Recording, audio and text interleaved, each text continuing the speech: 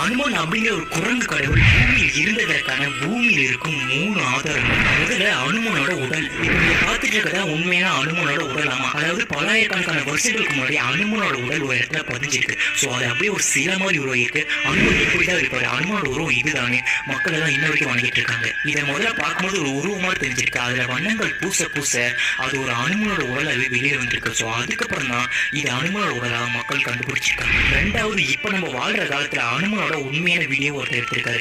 இமயமலைக்கு அவர் போயிருக்காரு. அங்க குகையில ஒருத்தர் உட்கார்ந்து பார்த்த இவரு தன்னோட மொபைல்ல அங்க இருக்கிறவரை ரெக்கார்ட் பண்ணிருக்காரு வீடியோவா.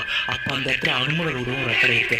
வீட்டுக்கு வந்த பிறகுதான் அது உண்மையான அனுமன் உருவனை அவர் கண்டுபிடிச்சிருக்காரு. மூணாவது, இப்ப நீங்க பார்த்துட்டு இருக்கதா அனுமனோட உண்மையான போட்டோ. இதை பல வருஷங்களுக்கு முன்னாடி ஒருத்தர் அதே இமயமலையில தான் போட்டோ எடுத்திருக்காரு.